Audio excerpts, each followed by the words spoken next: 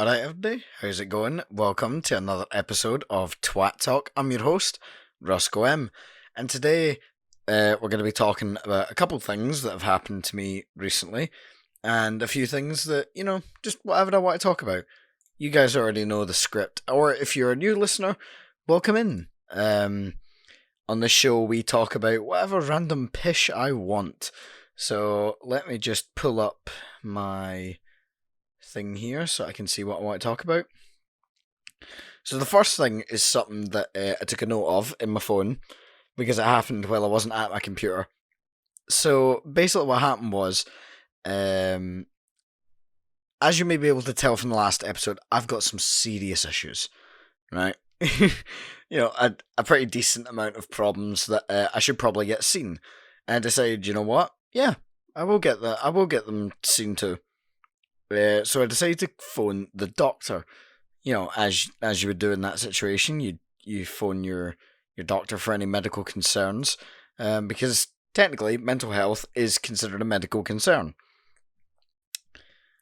So I decided to call them yesterday, as I'm filming this. So I phoned them, and I didn't get through. And I phoned them again, and I didn't get through. It just kept getting pushed back, saying the caller you're trying to call is busy at the minute. Call back later. But I know the way the doctors works at this point.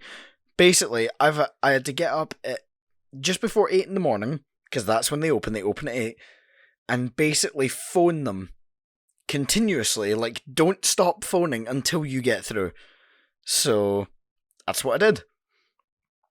And I made a note of how long it took and how many calls I made.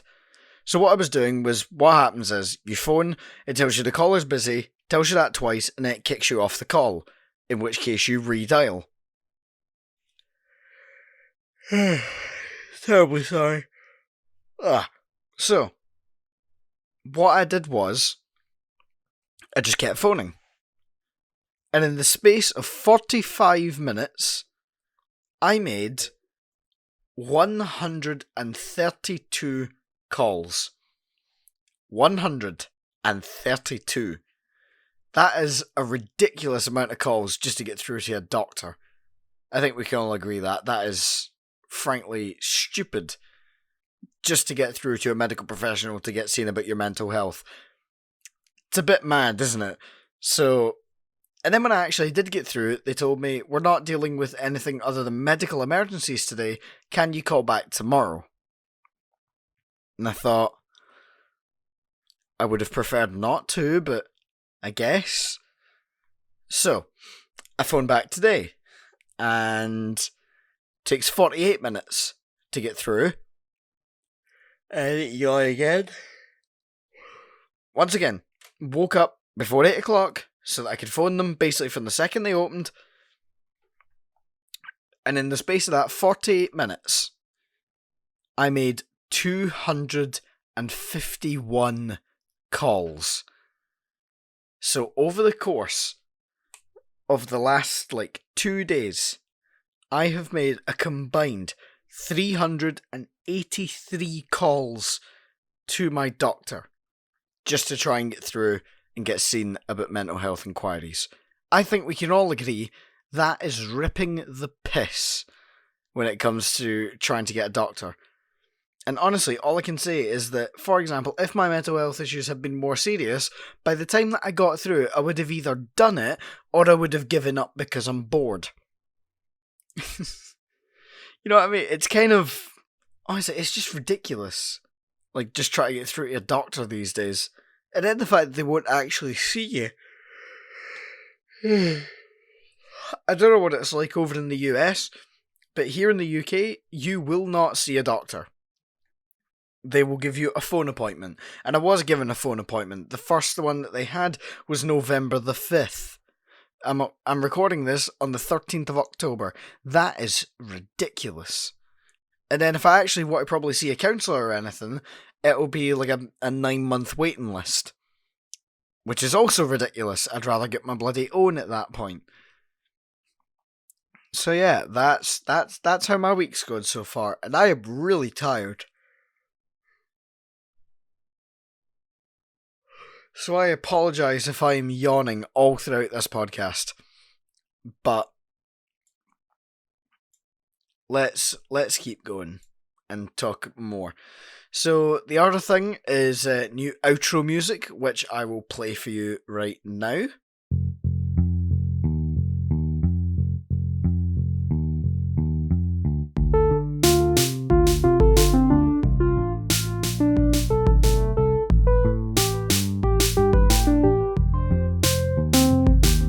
Lovely. I made it myself, and I made it because on YouTube, the previous song I was using was getting claimed. Somebody had obviously sampled it and put it in their own song, because I know that song is copyright free. So that's what I'm saying. Somebody obviously sampled it and put it in their own song, and now I'm getting claims from that song intermittently. So it doesn't happen all the time, but it happens enough that it's a pain in my ass. So I decided to give up on it, which is sad because I like that song. Oh my god, I am so sorry. Anyway, so I like that song like a lot. I really liked my old outro song, but hey, you've just got to roll with that, haven't you? So yeah, that's the kind of two. That's two of the things I wanted to talk about, and then the other one is a video that I released quite recently, at least from time of the recording. It was 3 days ago. It's a video on my YouTube channel called Discoveries. And for anyone who's only been listening to this on Spotify and hasn't heard from that video, basically in that video I came out as asexual, which is it's still a weird thing for me to say here on the internet because I've only known for like a couple months. I'm not going to go into the whole story. I would just say go look at the video. I will provide a link in the Spotify description of the video. To the video, sorry, I will provide a link on Spotify to the video, and for anyone on YouTube, there'll be a link in the description, or you could just go look at the channel and go find it. It's called Discoveries, and yeah, basically I came out as asexual. The response to it, I'll talk about that. The response has been very positive. In fact, all positive. The video has a couple comments. It has 3 comments on it. None are held for review as of recording, and the video has 4 likes. And I'm gonna actually read out some of the comments. I'm not gonna say any commenters' names. But you guys will know who you are. So the first comment that I got was congrats on being comfortable enough to share that with people. It's not easy to do, and I'm glad you figure out something as confusing as sexuality for yourself too. Thank you very much. It wasn't, I was going to say it wasn't easy, but it was quite easy. It was just a case of waiting for the right time to make sure that I was certain that I was asexual, and I'm fairly certain on it now. I've had the feelings that I've had for like a year and stuff. So yeah, it's perfectly. I'm certain of it, is what I'm trying to say. So the next one, I'm not going to read it all. This one because it's quite long, but I will read a good part of it. Congratulations, man! It's never easy coming out with something like this, but once you do, it feels like the world's been taken off your shoulders. It certainly does. It's good to finally be open about it, because I had to kind of not hide it. I didn't tell the internet for a good while because, like I said, I wanted to be certain for myself. Oh my god. And I am certain. I am now certain of my sexuality. So we'll continue reading it. I can't imagine how difficult it was to make the decision of saying this on camera, but I'm proud of you and how far you've come in life. Thank you. And I think the rest of it is I'm gonna leave not read out. And then we got one. I literally got this comment like an hour ago from Rex, who I've interviewed before. Love you, bro. Live your best life. I'm 100% proud of you. You deserve the world, and the world needs you. Thank you very much, man. Means a hell of a lot. And I hope he's listening. and I hope you're listening out there to this episode because you're some guy. You're some guy. But yeah, like I said, the response has been very positive, as you've just heard. It's insane. It's insane how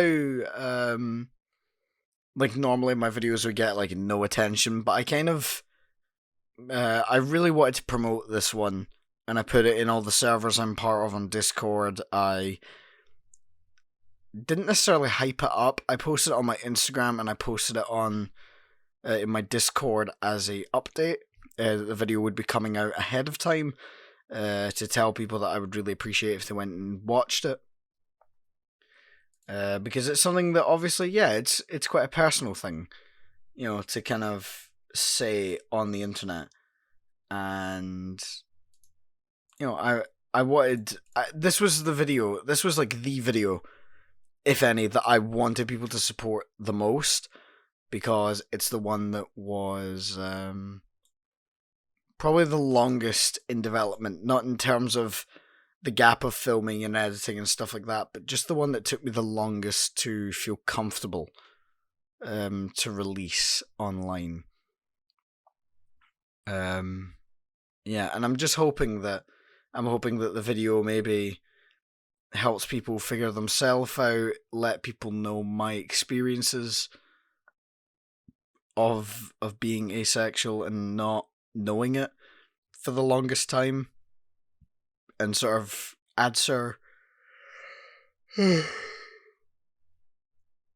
like common questions, which is kind of what I did in the video. I explained my story and how I came to the conclusion, stuff like that, and yeah, it was really good to make.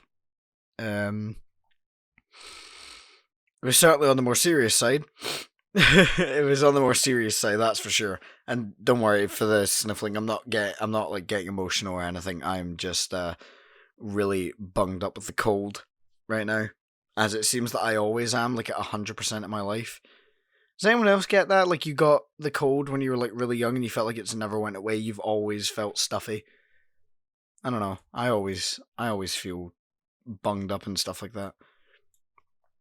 But yeah, I'm trying to think what else I can actually talk about.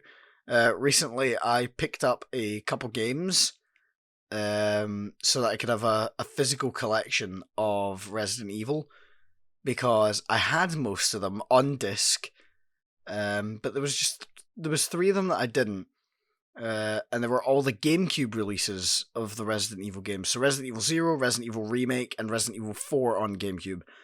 I did have the PS2 version of Resi 4, but I did want the original GameCube because it has a really nice box art, especially in the PAL region, which for people who don't know, PAL region basically refers to the fact that back when like PS1 and stuff like that were around and new, the televisions in both regions ran at different hertz. So America ran at 60 and the UK ran at 50. That's not so much of an issue now, but back then it was enough to have to create 2 versions of the same game, where the NTSC, which is the American release, ran better, and it, and stuff like that, and the PAL region ran a little bit choppier and a little bit slower because we had to deal with the fact that our televisions were slower. Like I said, 60, 50 hertz.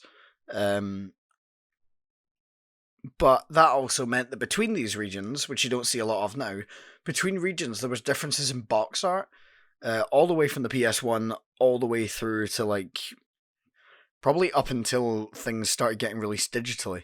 So probably up until like 360 PS3 era, there were different box arts all the time.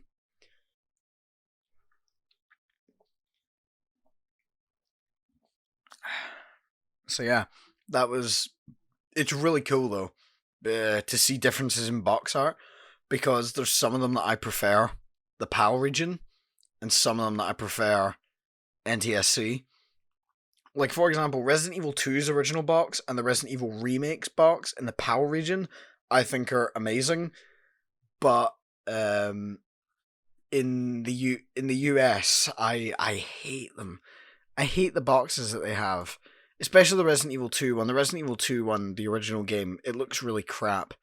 In the NTSC version, same thing happened to Silent Hill, the original release of that. The NTSC box art looks way worse. Um, yeah, honestly, it's a weird thing to have differences for, but I also really like it because it means that like each region, you get a slightly different looking game. Despite the fact that they all play the exact same, you get just different looking boxes, and I really like the Resident Evil remake box that was on the GameCube. It's just so nice looking, and given that that's like my favorite game of all time, yeah, I had to get the box for it, and I'm planning on, because I have the Resident Evil 2 and 3 remake boxes for the Xbox One, because I bought them to play with my dad, because I don't have my PC with him. But the last games I need to basically finish off the collection are 7 and 8, and I'm going to try and buy those games, like the PS4 boxes, like on the cheaper end, like buy them second hand, because I'm probably never actually going to play the games on that console. Maybe Village, actually, because I keep running into problems with it. But like, and then just display it, just to have like the full mainline Resident Evil series collection. Because I genuinely do. I've got the first 3 games. Now I've got Code Veronica, 2 copies of Resi 4, which is ironic because it's my least favourite. A PS3 copy of Resi 5, Resi 6 for the 360, which ironically enough is the first Resi game I ever picked up years ago. And then we've got RE Remake and Zero as well. And like I said, I have the 2 and 3 remakes. So yeah, I think it'll be cool to see, because what I'm probably going to do is any videos that I film that are entirely my face, I said that really weird, they're entirely like my face, kind of like a Discoveries video and things like that, that'll be in the background. So stuff like reviews and such, the Resi collection will be behind me, once everything's sorted out with what I'm doing with shelves, because I'm getting new furniture in as well. I'm buying, well, I didn't buy because I don't have a job or anything, but basically there's new furniture coming in, and my room's probably getting moved around. So that means that the cameras and like the camera angle and everything that you guys are used to in videos could be changing in the near future. So yeah, be forewarned to that. But yeah, I think it'll be cool though, because it'll let you guys see the room slightly differently, and it'll move stuff around and such in order to fit everything. And then you guys will get to see my Resi collection behind me whenever I talk about Resident Evil, and it'll look, hopefully, really damn cool. Because the way that I've got it set up right now is cool, but if I had more space, it would look a lot better. So, yeah. I'm also going to quickly talk about the Resi 5 review, which went up today as of filming, or as of recording. And I want to talk about how I filmed it, because I think I love hearing this sort of stuff. I'll just talk about the equipment that I have. So I'm taking a film course and stuff, and I got a whole bunch of equipment after starting, because I realised that my equipment was not up to scratch at all. The stuff that I was using. Everything like on my PC end was fine, but the actual filming equipment I was using wasn't that good. So what I did is I got a new camera. And that was the first time I used it like properly. I have a Canon M50 Mark II, which is a really good DSLR. That the only annoying thing about it is that you can only film in half an hour increments. So everything that you do is like you need to stick within half an hour. And that's why in a video that's coming out on Halloween where I use it, the camera cuts out for part of the video, because I I didn't realise that the camera cut out because I wasn't looking at it, because I was too busy playing a game. I don't want to spoil that video because I'm quite proud of it and I want people to see it for the first time, but just know that it is a game that we're playing, and that'll give you some hints. So, and then for a microphone, I got the Rode NTG12, I believe. It's over there somewhere, but I can't actually get to it without making a ton of awful noise that will come off on camera, or on in the microphone, sorry. So I can't actually go check, but it's a Rode NTG12, I believe, and a really good microphone. And I got the Zoom H5 sound recorder, which is also a really good bit of kit as well. It's brilliant. And I have a Neeware, who are the same people who made my microphone that I'm using right now. I got a boom mic arm for that, and honestly, you guys should have seen the setup that I had for filming that review. I really should have put it in the end, but honestly, it was so whack. And I had two, I think they were Neeware. What's the brand name again? Let me just look at my microphone. Neeware.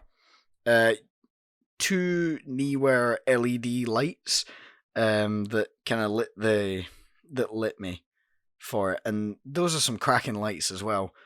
Bought all of that apart from the camera on Amazon. Yeah, so you could go find it all, because I'm not just going to leave Amazon links to all the kit because I cannot remember all the links, and I probably couldn't find the stuff even if I tried to. Actually, I could go back through all my previous orders, but again, I can't really be arsed. I've mentioned all the names of stuff here, so you could go find it. And then the clapper board was just one of them off of Amazon. You guys could probably find that even easier if you just look up a clapper board. But yeah, it was a really fun one to film. I quite enjoyed it. Yeah, it was. The review was a long time in the making, because I did one where I did it all commentary like my older reviews, and then I thought, no, I want to do this filming with the camera to see if I like it, and I preferred it, so that's the version that got released. There's still a couple dodgy line deliveries, but some of the ones that were really bad in the original, they got sorted out. So yeah, I think I might leave this here and have it as a slightly shorter episode of the podcast, because I'm also slightly short on time as I'm going on holiday tomorrow as of recording. This will probably be up after I'm back, so I hope you guys have enjoyed this episode of Twat Talk. If you did, remember to follow on Spotify, and if you're watching on YouTube, remember to subscribe. Remember to like the video, subscribe, hit the notification bell, and follow me on my Instagram and my Twitch. Links are in the description, only if you enjoyed. And I'll see you guys next time. Goodbye.